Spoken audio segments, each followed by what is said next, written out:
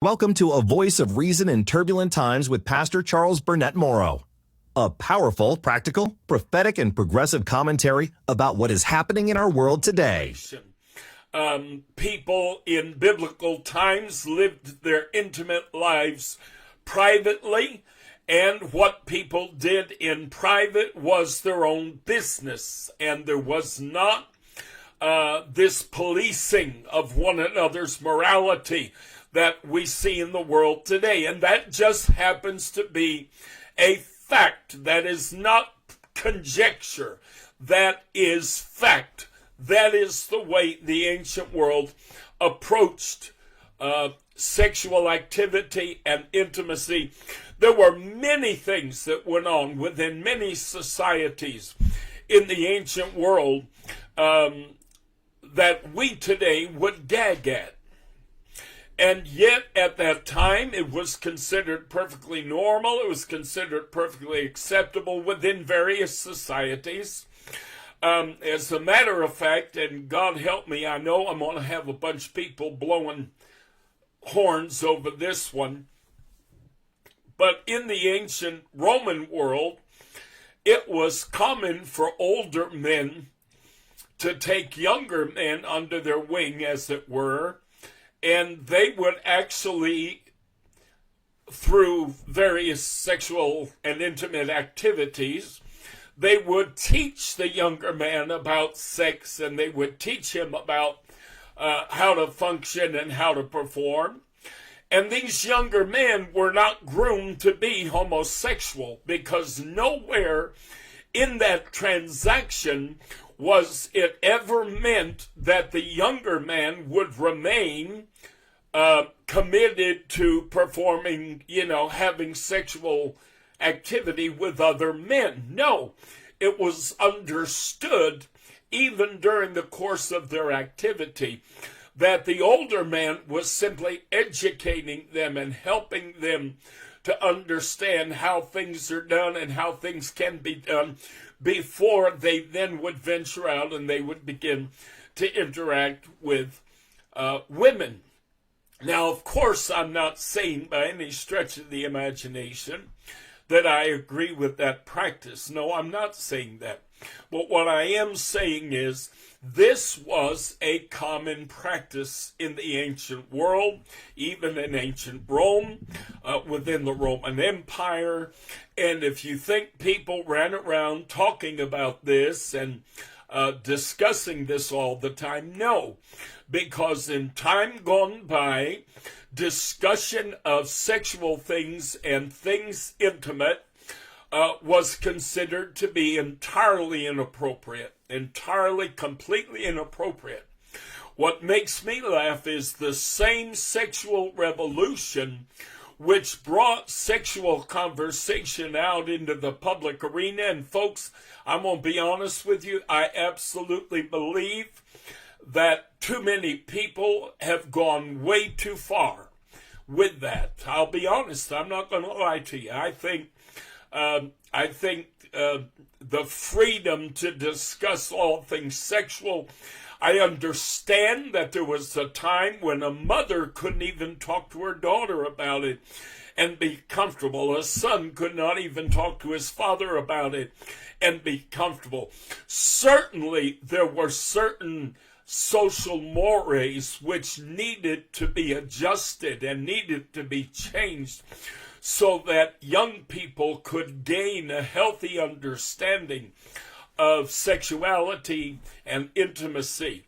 However, the notion that it should become the topic of our stand-up comedians and it should be the punchline of every joke on sitcoms and television programs, no, I don't think that is healthy. I don't think it has helped our world in the least.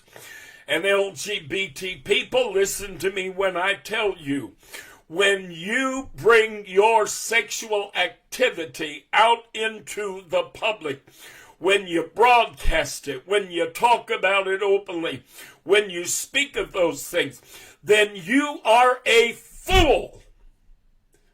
when you sit back and get angry that somebody sits in judgment of you, or somebody criticizes you, or someone finds fault with you. Listen, my intimate life is my intimate life. I do not discuss it at any level in public, and for that reason I am able to say to anyone who would try to sit in judgment of me and my life, shut up, you don't know what you're talking about. You don't have a clue. You hadn't got the slightest clue what my sexual conduct looks like. You know, you can make all kinds of guesses. You can engage in all kinds of conjecture. You can say, well, you know, this is common among these people and that is common among... It doesn't matter. You still don't have a clue, in fact, what my conduct is. I don't have a clue when a young couple comes to me, a man and a woman, and they want me to perform a wedding for them. I don't have a clue what on earth or how on earth they're going to engage in intimacy after the wedding. I have no clue. I have had members of my own family, aunts and uncles to be frank, that I learned many years ago were actively a part of the swinging community, meaning the wife swapping community.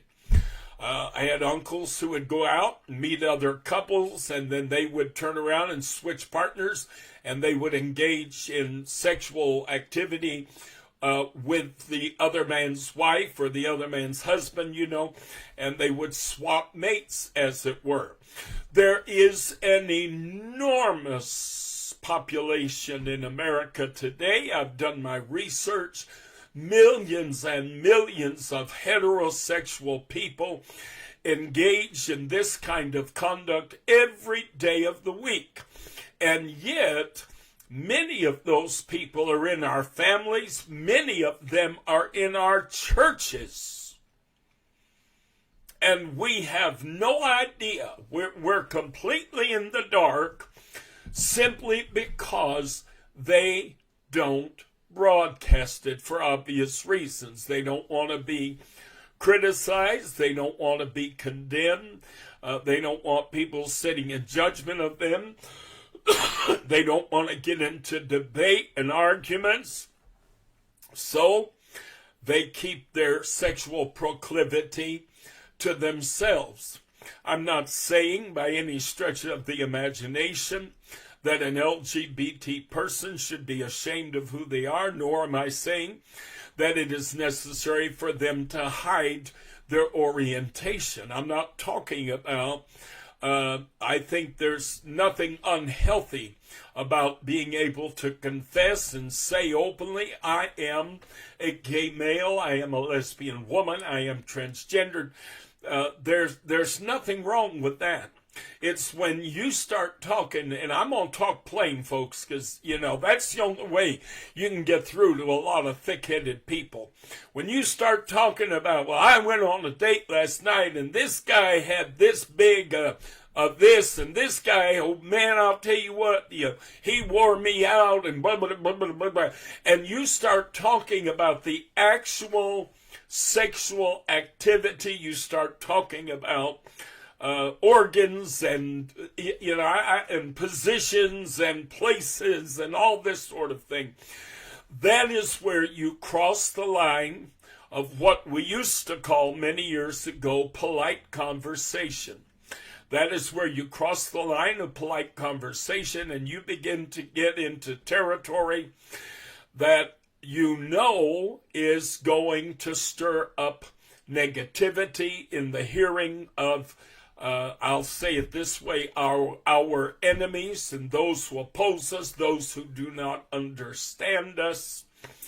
If you think you're doing any good for the community, if you think you're doing any good for the cause, by discussing things of this nature as openly as all that, my friend, you're foolish. You are just plain foolish. A voice of reason in turbulent times with Pastor Charles Burnett-Morrow, speaking truth at a time when truth is in short supply.